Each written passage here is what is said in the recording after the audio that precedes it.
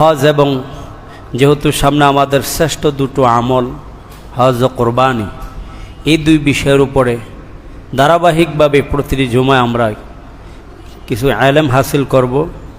যেহেতু দুইটাই আমাদের কোনো কিছু কিছু মানুষের উপর ফরজ, কোরবানি ওয়াজিব, হজ ফরজ, এগুলো এই সম্পর্কে আমাদের শরীয়তের আলোকে যথেষ্ট ইলম হাসিল করা দরকার। ইলম হাসিল করে আমরা যেন আমল করতে পারি সেই নিয়তে আমরা ইলম হাসিল করব। হুজুররাই সব বিষয়ে জানবে, আমরা জানবো না, এমনটা হতে পারে না। ওলামায়ে কেরাম আপনাদের সামনে শরীয়তের প্রতিটি বিষয় স্পষ্ট করে তোলেন, যাতে আপনারা অবগত হয়ে আমল করতে পারেন। কিয়ামতের ময়দানে আল্লাহর দরবারে যেন এই অভিযোগ দাঁড় করাতে না পারেন যে আল্লাহ আমাদেরকে তো এই বিষয়ে আমাদের খতিব সাহেব অবহিত করেনি। এই সুযোগটা যেন আপনারা নিতে না পারেন। এই জন্য আমরা সকল বিষয়ের উপর কথা বলবো। আপনারাও সেই কোরআন ও হাদিসের আলোকে কথাগুলো শুনবেন এবং আমল করার নিয়ত করবেন। আল্লাহ তাআলা আপনাদের সকলকে তৌফিক দান করুন, বলেন আমিন। তার আগে আমি একটি আয়াত তেলাওয়াত করেছি, যেমন সূরাতুর রুমের 36 নম্বর আয়াত। আল্লাহ বলেন, ওয়াইদা আযাকনান নাস রাহমাতান ফারিহু বিহা, যখন আমি মানুষকে আমার রহমত আস্বাদন করাই, অনুগ্রহ আস্বাদন করাই, ফারিহু বিহা, তখন তারা খুব আনন্দিত হয়। তো এটা স্বাভাবিক, আল্লাহর কথাও আমাদের কর্মের সাথে মিলে যায়। দীর্ঘ তাপদাহর পরে আমরা রহমতের বৃষ্টি আস্বাদন করতে পেরেছি, তাহলে আমরা খুশি না বেজার? খুশি না? কিন্তু আল্লাহ এরপরে কি বলতেছে, ওয়াইন তুসিবুহুম সাইয়্যাতুন বিমা কদ্দামাত আইদিহিম ইযা হুম ইয়াকুনাতুন, আর যখন তাদেরকে অনিষ্টতা পেয়ে বসে তখন তারা নিরাশ হয়ে যায়। হ্যাঁ, তারা নিরাশ হয়ে যায় অনিষ্টতা পেয়ে বসলে। আল্লাহ অন্য আয়াতে বলেন, যখন বান্দাকে কোনো অসুস্থতা, অনিষ্টতা, খারাপই পেয়ে বসে, তখন আমার কাছে বারবার দোয়া করতে থাকে, আল্লাহ আপনি আমারে এই বিপদ থেকে উদ্ধার করেন, আমাদেরকে উদ্ধার করেন। যখন আমি আল্লাহ বিপদ থেকে উদ্ধার করি, তখন আমার কাছে দোয়া করা তো দূরের কথা, আমারই ভুলে যায়, আমার স্মরণ করাও ভুলে যায়। আজকে 3-4 দিন যাবৎ আল্লাহ তাআলা রহমতের বৃষ্টি আমাদের উপর অবতীর্ণ করতেছে। আমরা এখন কি করলাম, যে আল্লাহর কাছে তাপদাহের সময় প্রতিটি মুহূর্তে দোয়া করতাম, মসজিদে একদম প্রতিটি কাতার ফুলফিল ছিল মুসল্লি দ্বারা, আজকে দেখি যে ফজরের সময়, অন্যান্য নামাজের সময় 2 কাতারও এখন মুসল্লি পাওয়া যায় না, 1 কাতারও মুসল্লি পাওয়া যায় না। আর গরমের সময় তাপদাহ যখন বেশি ছিল, তখন একবার বারান্দা সহকারে মুসল্লি দ্বারা ভরা। আর আল্লাহ, এ কি ফেরেশতা না আসলে মুসল্লি? কিন্তু তখন তো বোঝা গেছে যে আল্লাহর রহমত পাওয়ার জন্য আল্লাহ যাতে আপনাদের উপর অনুগ্রহ দৃষ্টিতে তাকায়, এই জন্য আপনারা আল্লাহর ঘরে আসতেন, আল্লাহর বেশি বেশি স্মরণ করতেন। আল্লাহ আপনাদের ডাক শুনছে। এখন যখন আল্লাহ বৃষ্টির ব্যবস্থা করে দিলেন, আপনারা আস্তে আস্তে সব ভেগে যেতে লাগলেন, এবং কি ভেগেও গেছেন, আর আল্লাহকে স্মরণ করেন নাই। তাহলে কোরআনের সাথে আমাদের এই কর্মের সাথে মিল আসেনি? কোরআনের সাথে আমাদের কর্মের সাথে মিলে গেছে। আল্লাহ যে বলছেন, মানুষকে অনিষ্টতা পেয়ে বসলে আমারে ডাকা ছাড়া আর উপায় নেই। যখন আমি আল্লাহ তার বিপদ থেকে উদ্ধার করি, তার উপর রহম করি, তখন এতটা আনন্দিত হয় যে খাতা কম্বল গাদ দিয়া সেই সকালবেলার ফজরের নামাজ আজকে মনে হয় 20 জন নিয়ে পড়ছে। 20 জন হয়েছে কিনা সন্দেহ। কি ব্যাপার ভাই? আল্লাহকে আমাদেরকে অনুগ্রহ করিয়া আমাদেরকে বৃষ্টি দিয়া কি আল্লাহ ভুল করছে? হ্যাঁ, আমাদেরকে আল্লাহ ক্ষতি করছে? আল্লাহর কাছে আল্লাহ যখন অনুগ্রহ দেয়, তখন তো আমাদের আরো বেশি এই অনুগ্রহ নিয়ামতকে ধরে রাখার জন্য শুকরিয়া আদায় করা দরকার। আর শুকরিয়া কিভাবে? যে নামাজ পড়তাম, মসজিদে চলে যেতাম, তো এখন আরো বেশি, আরো আগে যাব এবং সবার পরে বের হব, নফল নামাজ শুরুতে গিয়েও পড়বো, শেষে গিয়েও পড়বো। আল্লাহ শুকরিয়া আদায় শুরু, যে আল্লাহ আমাদের দিকে রহমতের দৃষ্টিতে তাকাইছে। কি বলেন, এটা হওয়া উচিত ছিল না?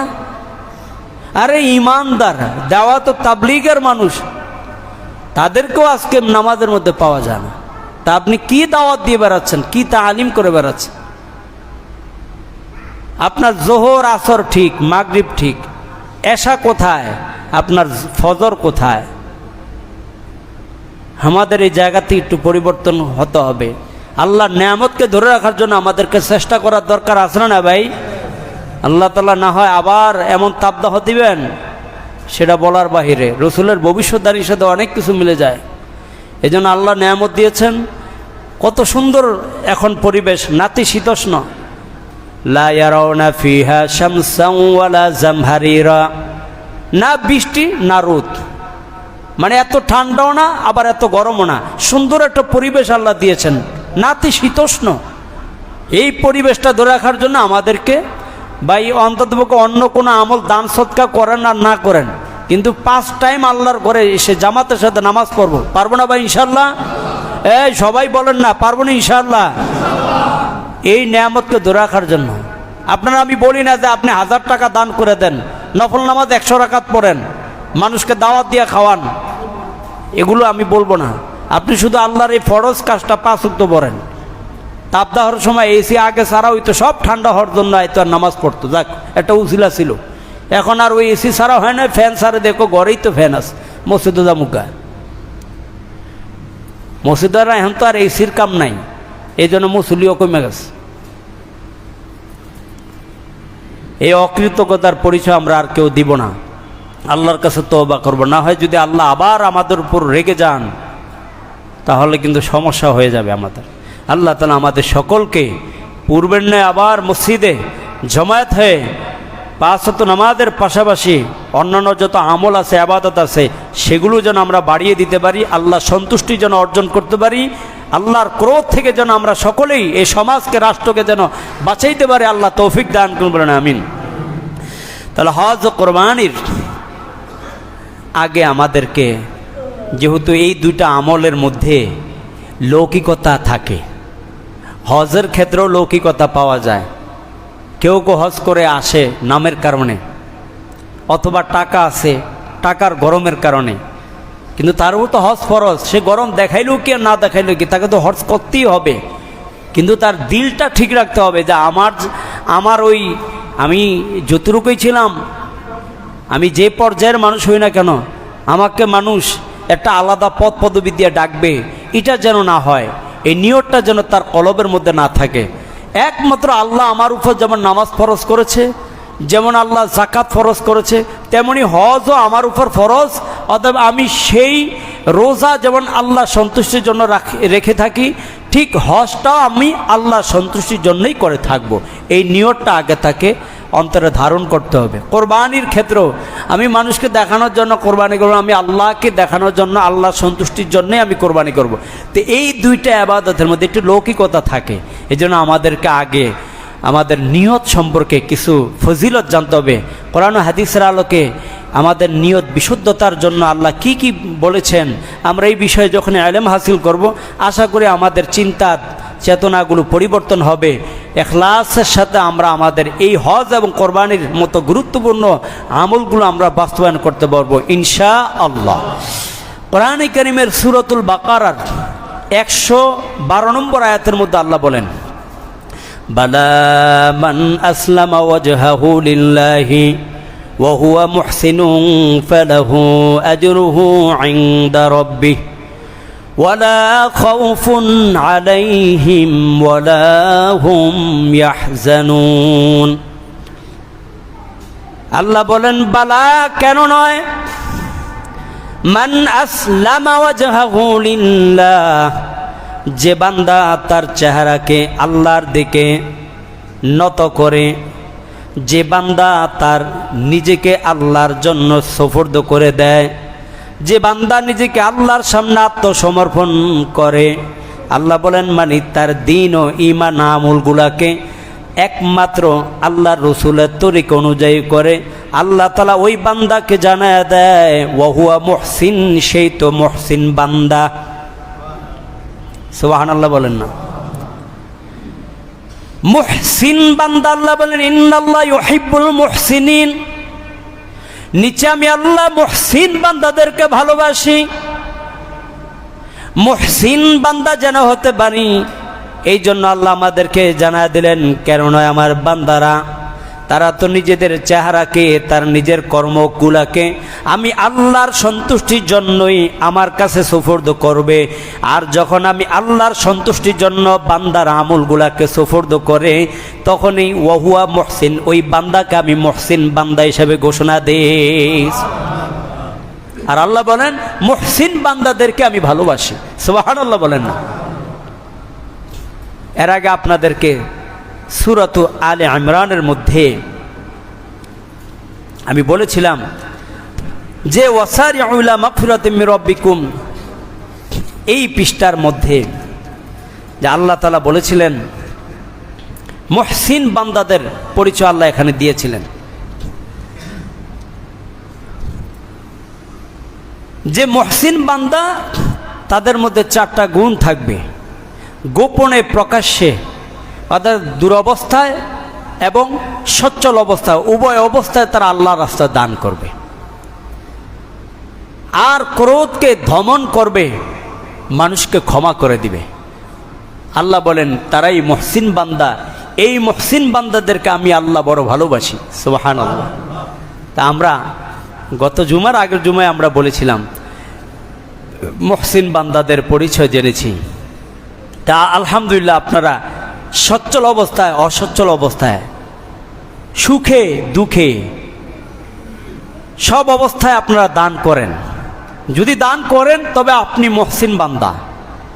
আর যখন ক্রোধকে দমন করবেন, যে কোনো সেক্টরে ক্রোধ দমন করা আর মানুষকে ক্ষমা করে দেওয়া, এই 2টা গুণ যদি আপনার আমার মধ্যে অর্জন হয়ে যায়, আল্লাহর কোরআন আমাদেরকে ঘোষণা করেছে আমরা মুহসিন বান্দা হয়ে গেছি।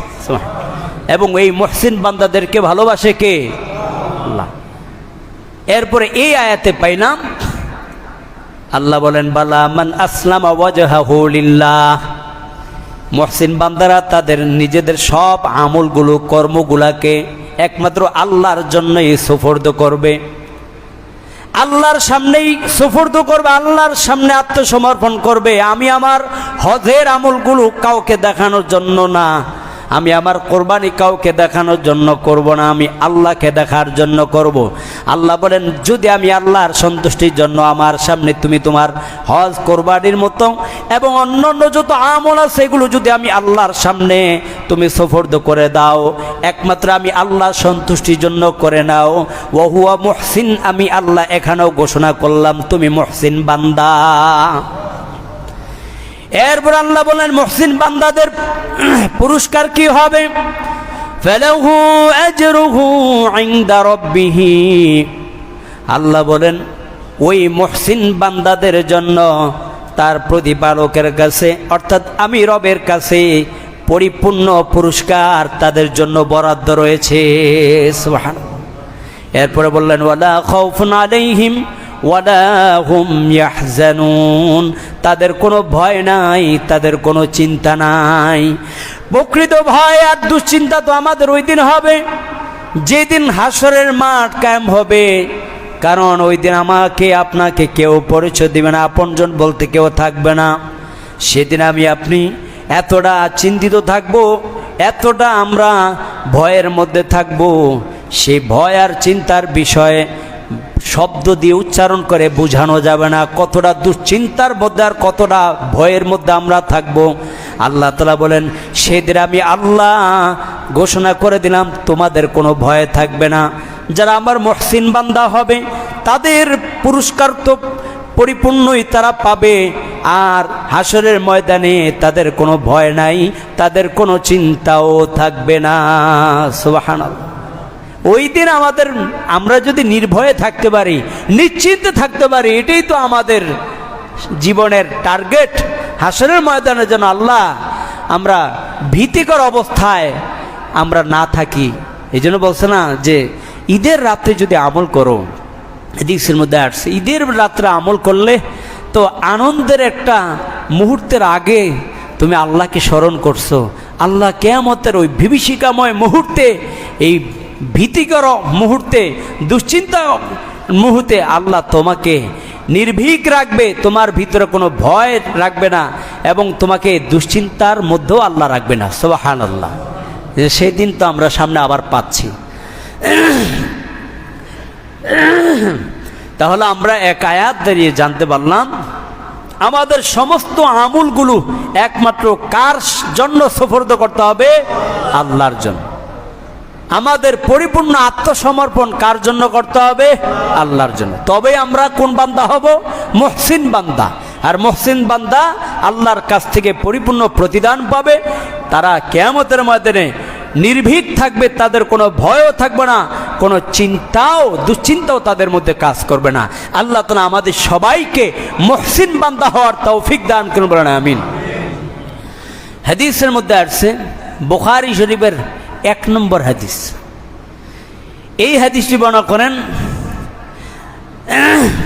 আন্নাহু সামিআ আলকাতা ইবনে ওয়াক্কাস আল-লাইসিয়্যা, আলকামা ইবনে ওয়াক্কাস আল-লাইসি রাহিমাহুল্লাহ তিনি বলেন, ইয়াকুলু সামিআতু উমর ইবনুল খাত্তাব আলাল মিম্বারি, আমি উমর ইবনুল খাত্তাব রাদিয়াল্লাহু তাআলা আনহুকে মিম্বারের উপর ইয়াকুলু বলতে শুনলাম। কি বললেন? ক্বালা সামিআতু রাসূলুল্লাহি সাল্লাল্লাহু আলাইহি ওয়াসাল্লাম ইয়াকুল, তিনি বলেন আমি আল্লাহর হযরত ওমর, মানে ওমরকে আলকামা তিনি বলতে দেখলেন মিম্বার উপর, আর ওমর মিম্বার উপর দাঁড়িয়ে এই কথা বললেন, আমি রসুলকে বলতে শুনলাম। কি বলেছেন? ইন্নামাল আমালু বিন্নিয়াত ওয়া ইন্নামা লিকুল্লি ইমরিইম মা নাওয়া, কাজের ফলাফল নিয়ত অনুযায়ী হবে। কাজের ফলাফল, কর্মের ফলাফল নিয়ত অনুযায়ী হবে। আর নিশ্চয়ই প্রত্যেকটা মানুষ তার কর্মফল পাবে যা সে নিয়ত করেছে। আপনি এখন আল্লাহর সন্তুষ্টির জন্য হজ করলে, আল্লাহর সন্তুষ্টির জন্য হজ করতে গেলে পরিপূর্ণ প্রতিদান আল্লাহ আপনাকে দিয়ে দিবেন। আর যদি মানুষকে দেখানোর নিয়ত থাকে, ওখানে সওয়াব তো পাওয়া দূরের কথা, মানুষের কাছে আপনি প্রশংসিত হবেন, পরিচিত হবেন, কিন্তু আপনার যেই কটা টাকা খরচ হয়েছে সব জ্বলে গেছে নিয়ত অশুদ্ধতার কারণে। আর যদি নিয়তকে শুদ্ধ রাখেন যে না আল্লাহ আমি আমার উপর ফরজ বিধান, আপনি আমার উপর ফরজ করেছেন, আমাকে সামর্থ্য দিয়েছেন হজে যাওয়ার, আমি আল্লাহ আপনার এই ফরজ বিধানটা পালন করতে যাচ্ছি আপনার সন্তুষ্টির জন্য, আপনার এই নিয়ত আপনার পরিপূর্ণ সওয়াব আপনার আমলনামায় লিখে দেবে। সুবহানাল্লাহ।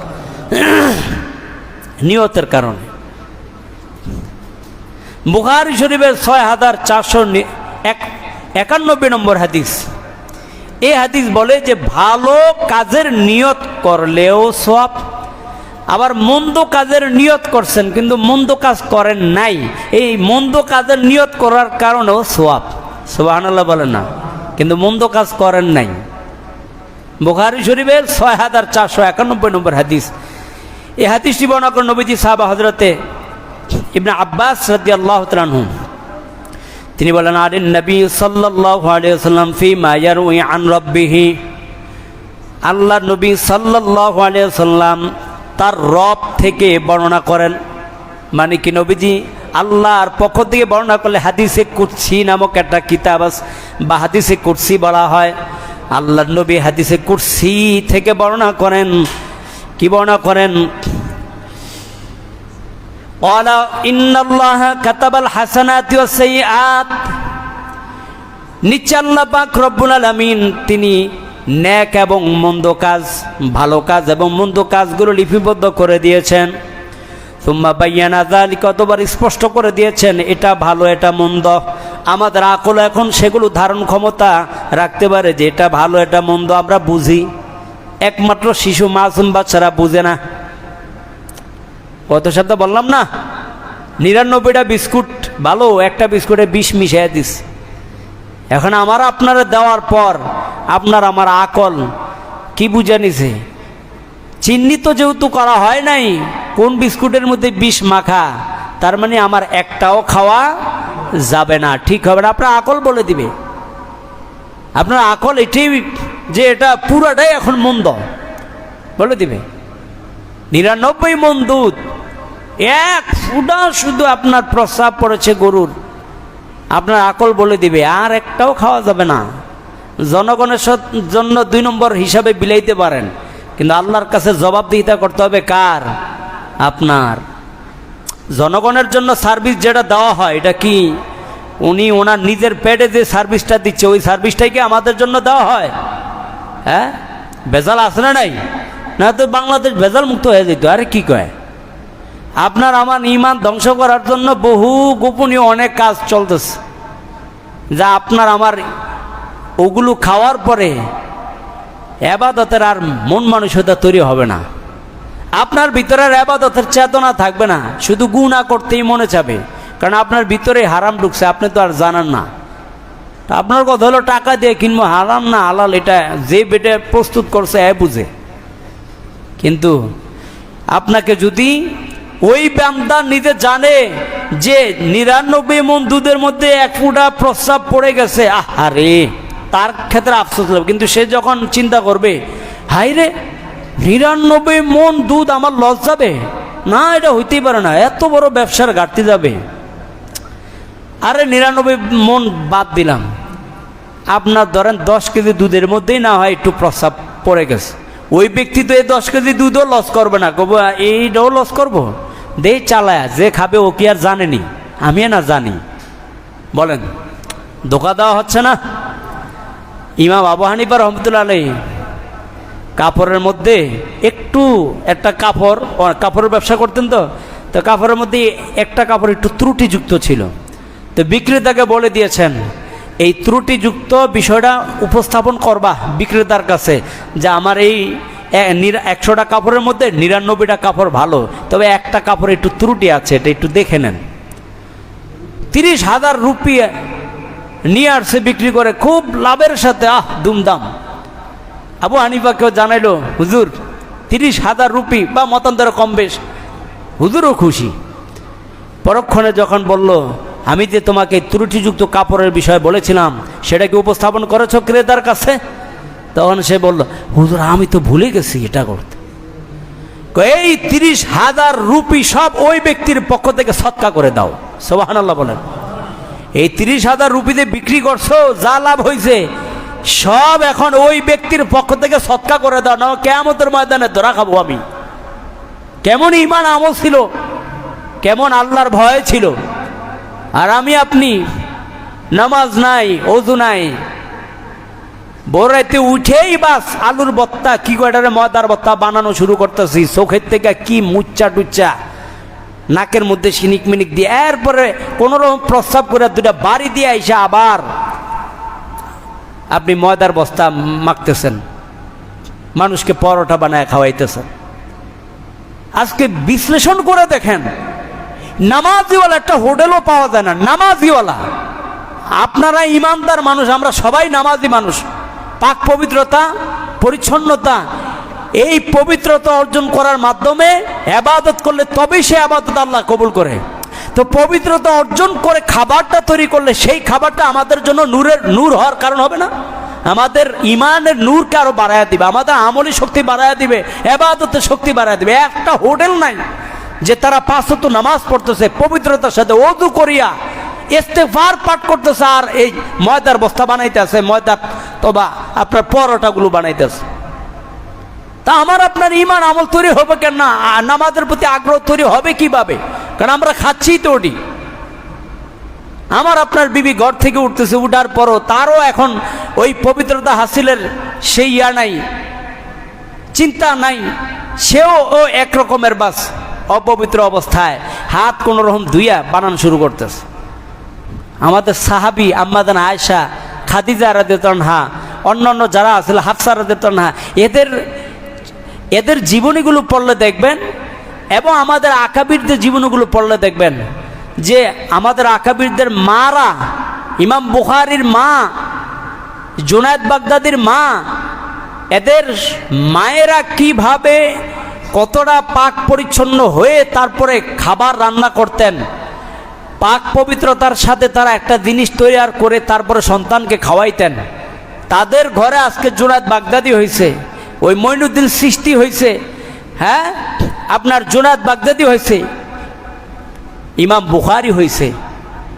ইমাম মোহাম্মদ হয়েছে, ইমাম মালিক হয়েছে, তাদের মায়েরা বড় সচেতন ছিল, পাক পবিত্রতার সাথে তাদেরকে খাবার রান্না করে খাওয়াইতো।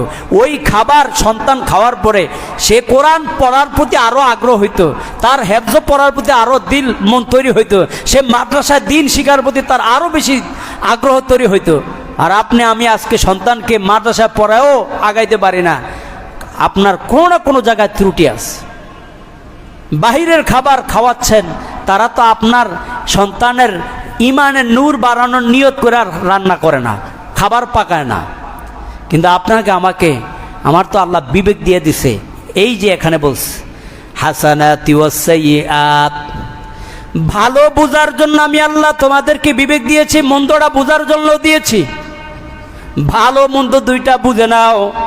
এরপর আল্লাহ বলেন সুম্মা বায়্যানা যালিকা, আমি স্পষ্ট করে দিয়েছি। যেহেতু আমি আল্লাহ মন্দ, ভালো আর মন্দ লিখে দিয়েছি এবং স্পষ্ট করে দিয়েছি। কিভাবে?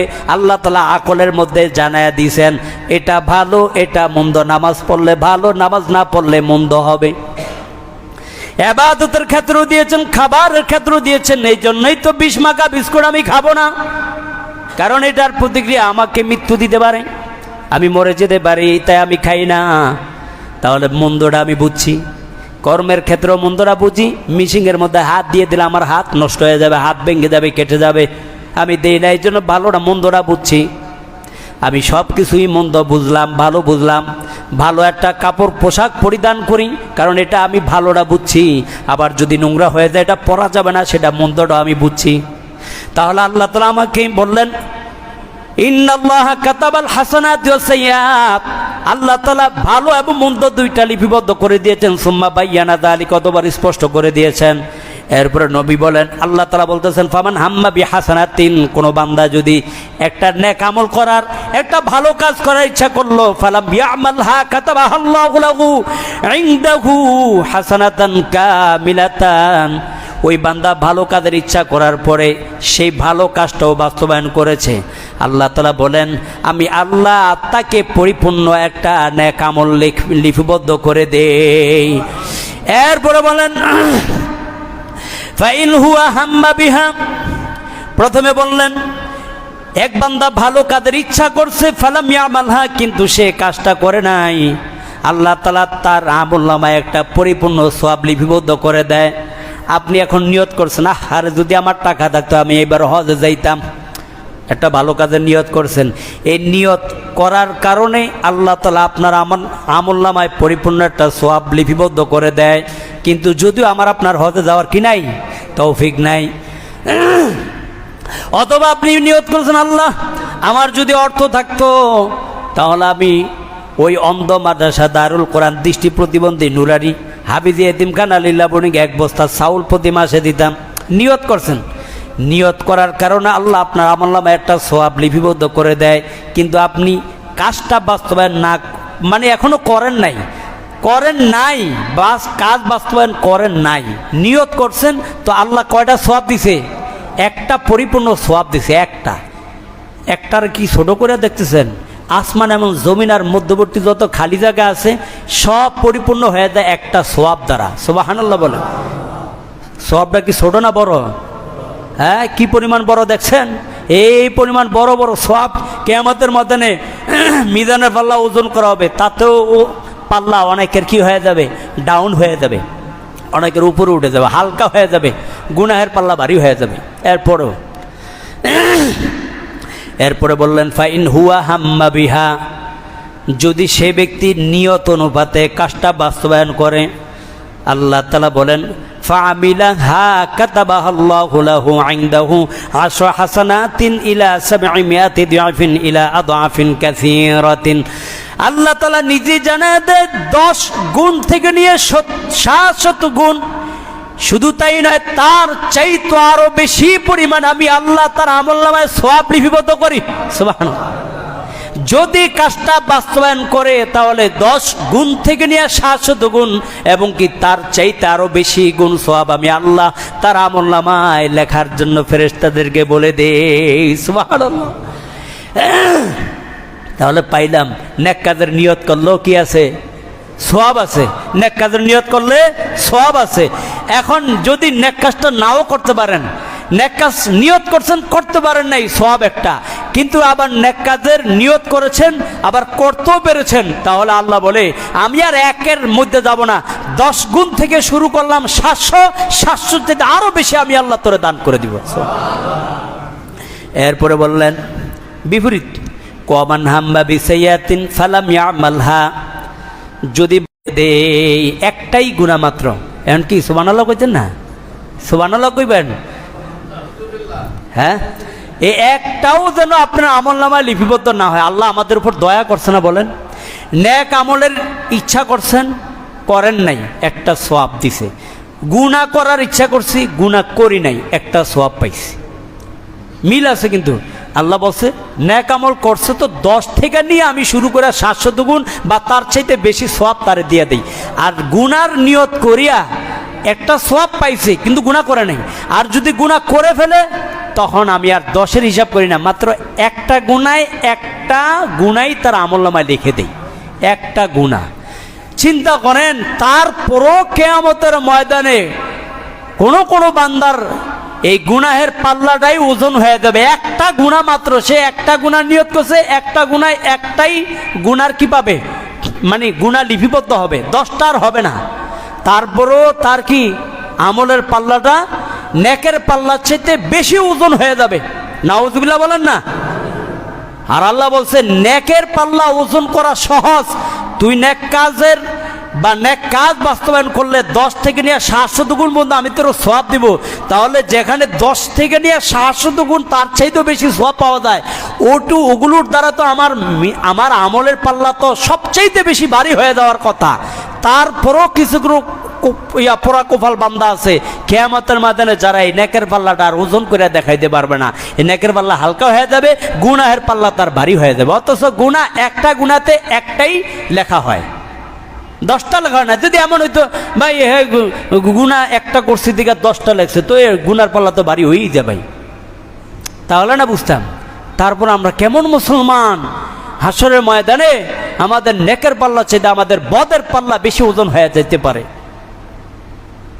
আল্লাহ তাআলা আমাদের সবাইকে নেকের পাল্লা যেন ওজন হয় 10 থেকে নিয়ে 700 গুণ, তার চেয়ে বেশি সওয়াবের যে ঘোষণা আল্লাহ দিয়েছে নেক কাজের মাধ্যমে, সেই সওয়াবগুলো যেন আমরা নেক কাজের মাধ্যমে অর্জন করে নিতে পারি। আল্লাহ তৌফিক দান করুন, আমিন।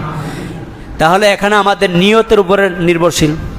নিয়তের কারণে আমরা নিয়ত নিয়ে কিন্তু কথা বলতেছি, নিয়তের কারণে। এরপরে আসেন নাসাই শরীফের 1778 নম্বর 87 নম্বর হাদিস। এই হাদিসটি বর্ণনা করেন নবীজি সাহাবা হযরত আবি দারদা রাদিয়াল্লাহু তাআলা আনহু। তিনি বলেন ইয়াবলুগু বিহিন নবী সাল্লাল্লাহু আলাইহি ওয়াসাল্লাম, আল্লাহ নবীর কাছে এই বিষয়টা পৌঁছেছে যে ক্বালা মান আতা ফিরাশাহু, যদি কোনো ব্যক্তি রাতের বেলা তার বিছানার মধ্যে আসে, ওয়া হুয়া ইয়ানউই, এটা উদাহরণ দিতেছে, এটা উদাহরণের হাদিস টানলাম। যেমন ধরুন নবীদের কাছে সংবাদ পৌঁছেছে যে বান্দা রাতের বেলা তার বিছানায় আসলো, ওয়া হুয়া ইয়ানউই, সে নিয়ত করছে। নিয়ত কি নিয়ত করছে? আইয়াকুমা ইউসাল্লি মিনাল লাইল, রাতের বেলা তাহাজ্জুদের নামাজে দাঁড়াবে। কিন্তু তাহাজ্জুদের নামাজে দাঁড়ানোর নিয়ত করিয়া ঘুমাইছিল।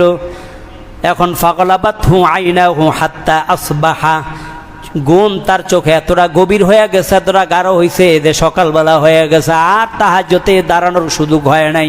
আগো হাদিসটা বলছিলাম, নিয়তের কারণে দেখেন আল্লাহ নবী বলতেছে কুতিবা লাহু মা নাওয়া, সেই যা নিয়ত করেছে ওই নিয়ত অনুযায়ী তাহাজ্জুদের পরিপূর্ণ সওয়াব তার আমলনামায় আল্লাহ লিখে দিয়েছে। রাতের বেলা নিয়ত করছে, শুধু চিন্তা করছেন নিয়ত কি জিনিস, নিয়ত কত বড় পাওয়ারফুল একটা আমল, কত বড় একটা অস্ত্র, সেটা আমার আপনার কি পরিমাণ সওয়াব আমাদের আমলনামায় যোগ করাইতে সক্ষম এই নিয়তগুলো পরিশুদ্ধতার কারণে। আমি আপনি বিছানায় আইছি, ঘুমাবো, শুধু একটু নিয়ত করছি, আল্লাহ আমি আপনি জানি যে বোরাইতে উঠতে পারুম না, মুয়াজ্জিন সাহেব আজান দিয়ে উঠাইতে পারে না, আবার নিয়ত করে উঠতে পারুম, সকাল 8টা 10টা 9টায় আমরা উঠতে পারুম, এটা আমাদের জানা আছে ভালো। কিন্তু ফজরের আগে যে উঠতে পারুম, এটা আমরা ভালো করে জানি যে আমরা উঠতে পারুম না। মুয়াজ্জিন আজানও জাগতে পারি নাই, কারণ ঘুমাইছি তো 2টা বাজে, 3টা বাজেই তো ঘুমাইছি, 4টা বাজে না ঘুমাইছি, যখন মুয়াজ্জিন সাহেব আজান ডাক দিব তখন ঘুমাইছি একটু আগে। তো এখন আপনি নিয়ত করছেন, যাক তারপরও যখনই ঘুমান নিয়ত করছেন যে আল্লাহ একটু যদি সুযোগ হয় তাহলে আমার ইচ্ছাটারে যদি আমি প্রাধান্য দিতে পারি, তো নিয়ত করলাম বড় রাতে আমি তাহাজ্জুদের নামাজ পড়ব, এইটুক নিয়ত করে আপনি ঘুমাইছেন। এই নিয়তের কারণে আপনার চোখে ঘুম তো বেশি, কারণ 2টা বাজে ঘুমাইছেন, যে 3টা বাজে ঘুমাইলে তো চোখের ঘুম হালকা থাকে না বেশি থাকে, বাড়ি থাকে না ঘুম। এখন আপনার চোখে ঘুম বাড়ি হয়ে গেছে, সকালবেলা উঠছেন, সকালবেলা তো উঠছেন হলো 10টার দিকে। তো কিন্তু এই যে নিয়ত যে করছেন, নিয়ত তো আর বুঝবে না যে আপনি 10টা বাজে উঠবেন বা 12টা বাজে ঘুম থেকে উঠবেন, নিয়ত তো আর এটা বুঝে না। নিয়ত করছেন তো এখন নিয়তের কাজ হয়ে গেছে, কিভাবে আল্লাহর কাছ থেকে আপনার সওয়াব আনায়া দিতে পারে। এই জন্য সাথে সাথে আপনি সকালবেলা ঘুম থেকে উঠার কারণে যখন দেখলেন সকাল হয়ে গেছে, তাহাজ্জুদের নিয়ত করছেন, তো আল্লাহ কিন্তু অলরেডি ওই দিক দিয়ে ফেরেশতাও নিয়োগ করে দিছে, আমার এই বান্দা তাহাজ্জুদ না পড়তে পারলেও তারা আমলনামায় তাহাজ্জুদের পরিপূর্ণ সওয়াব লিখে দিছে। এরপরে ঘুম কহুয়ায়ান ওয়াকানা নাওমুহু সাদাকাতান আলাইহি মির রাব্বিহি, ঘুম তো গেছেন এটা আল্লাহর জন্য, ঘুম তো আর নিজের জন্য গেল, ঘুমের মধ্যে আপনার প্রাণটা কোথায় চলে গেছে জানেন না, আল্লাহর কাছেই সকল প্রাণগুলো চলে যায়। এই আল্লাহর পক্ষ থেকে আপনার ঘুমটাকেও সদকা হিসাবে আল্লাহ তাআলা সওয়াব দিয়ে দেয়। সুবহানাল্লাহ, লস নাই, নিয়ত নিয়ত নিয়ত। তাহলে ঘুমের বাহিরও নেক কাজের নিয়ত করলো সওয়াব, আবার গুনাহের নিয়ত করলো সওয়াব যদি গুনাহ না করেন। আর এখানে বলছে তুমি বান্দা জাগ্রত নাই, ঘুমাইছো, ঘুমের আগে একটু নিয়ত করছো, তাহলে আমি আল্লাহ ঘুমটাকেও তোমার ইবাদত বানায়া দিলাম। সুবহানাল্লাহ, নিয়ত আমাদের পরিশুদ্ধ দরকার আছে না নাই বলেন? হাদিস বুখারী শরীফের 123 নম্বর হাদিস, নবীজি সাহাবা হযরত আবু মুসা রাদিয়াল্লাহু তাআলা قال, তিনি বলেন জাআ রাজুলুন ইলান নবী সাল্লাল্লাহু আলাইহি ওয়াসাল্লাম ফাকালা ইয়া রাসূলুল্লাহ মাল কিতালু ফি সাবিলিল্লাহ, এক ব্যক্তি এসে বলতেছে ইয়া রাসূলুল্লাহ আল্লাহর রাস্তায় যুদ্ধ কি, জানতে চাইছে আল্লাহর রাস্তায় যুদ্ধ কাকে বলে। আল্লাহ নবী বলেন ফাইন্না আহাদানা ইউকাতিলু, সে বলতেছে ফাইন্না আহাদানা ইউকাতিলু গাদাবান, কোন আমাদের মধ্যে তো আমাদের সমাজে দেখি একে অপরের সাথে যুদ্ধ করে রাগে, একে অপরের সাথে যুদ্ধ করে কি রাগে, আবার ওয়াইকাতিলু হামিয়াতান, একে অপরের সাথে যুদ্ধ করে জিত প্রতিশোধ নেওয়ার জন্য। এখন এই দুইটা কি আল্লাহর রাস্তায় জিহাদ হয় নাকি? এবার আল্লাহ নবী বলেন ফাক্কালা মান কাতালা লিতাকুনা কালিমাতুল্লাহি হিয়াল উলিয়া ফাহুয়া ফি সাবিলিল্লাহ, না না, পূর্বে যারা রাগের বশতি মানুষকে যুদ্ধ করে, মানুষের সাথে যুদ্ধ করে, রাগের বশতি যারা মানুষ থেকে প্রতিশোধ নেয়, এগুলো কখন আল্লাহর রাস্তায় যুদ্ধ না। আল্লাহর রাস্তায় যুদ্ধ হচ্ছে ওটা কালিমাতুল্লাহি হিয়াল উলিয়া, যারা আল্লাহর রাস্তায় আল্লাহর কালিমাকে বুলন্দ করার জন্য আল্লাহর রাস্তায় যুদ্ধ করে, তরবারি দিয়ে শুধু যুদ্ধ না, কথা দিয়েও যুদ্ধ হয়, কথা দিয়ে যারা যুদ্ধ করে, আর তাদের এটাই হলো আল্লাহর রাস্তায় প্রকৃত জিহাদ। সুবহানাল্লাহ, প্রকৃত জিহাদ কথা দিয়ে।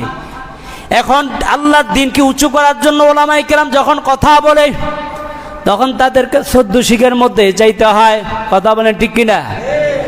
আল্লাহর কালিমা উঁচু করার জন্য কথা বললে 14 শিখের মধ্যে ঢুকতে হয়। আর যারা আল্লাহর কালিমাকে ডাবায়া দিতে চায়, তারা এখন স্বাধীনভাবে বিভিন্নভাবে হাতের আঙ্গুল ইশারা করে বেড়ায়, কথা বলেন ঠিক কিনা? হাতের আঙ্গুল ইশারা করে যারা আল্লাহর দ্বীনকে একদম নিমজ্জিত করে দিতে চায়, নিভিয়ে দিতে চায়, যারা আল্লাহর দ্বীনকে ডাউন করতে চায়, কবর রচিত করতে চায়, এরা আজকে সমাজের মধ্যে, রাষ্ট্রের মধ্যে বড় বড় পদ নিয়ে বসে আছে। আর যারা আল্লাহর দ্বীনকে উঁচু করার জন্য কথা বলে, তাদেরকে 14 শিখের মধ্যে ঢুকানো হয়, কথা বলেন। আজকে হয়ে গেছে এরকম। তা আল্লাহর দ্বীন যেখানে উঁচা করার জন্য এই মানুষগুলাকে বন্দী করা হবে, তখন এই দেশ থেকে রহমত উঠে যাবে, গজবে দেশটা পরিপূর্ণ হয়ে যাবে। বুঝে নেন, সব কথা সবভাবে বলা যায় না, কিন্তু এই হাদিস আমাদেরকে এই কথা বলতে বাধ্য করছে। এই হাদিস বুখারী শরীফের, বানায় তো আর বলি না, বুখারী শরীফের 123 নম্বর হাদিস। নিয়ত পরিশুদ্ধ হওয়ার কারণে আপনার অপাত্রে দান করলেও সওয়াব। বুখারী শরীফের একটা হাদিস আছে লম্বা চূড়া, এই হাদিসটা বলার মতো এখন আর সুযোগ নাই, আগামী জুমায় বলবো ইনশাআল্লাহ। তো নিয়ত কি জিনিস এটা বুঝানো চিরজীবনের জন্য, মৃত্যু পর্যন্ত মনে রাখবেন যে নিয়ত এমন এক পাওয়ারফুল একটা অস্ত্র যেটা আমাকে আল্লাহর দরবারে মাকবুল বান্দা, মুহসিন বান্দা হিসাবে আমাকে আল্লাহর কাছে পরিচয় লাভ করিয়ে দেয় এবং আল্লাহর থেকে আমি সওয়াব অর্জন করতে পারি, যেখানে নিয়তের কারণে এই নিয়তের মতো অস্ত্রটা আমাদের সকলকেই মৃত্যু পর্যন্ত আল্লাহর জন্য সফর্দ করতে হবে, আল্লাহর জন্য আমাদের নিয়তকে একনিষ্ঠ করতে হবে। এই নিয়ত, এই জন্য আমরা ইলম হাসিল করলাম, আর আল্লাহ তাআলা যেন আমাদের সকলের নিয়তটাকে আল্লাহর জন্য একনিষ্ঠ করে নিতে পারি। আল্লাহ তৌফিক দান করুন, বলেন আমিন। যারা সুন্নত হয় নাই আমরা সুন্নত আদায় করে নিই।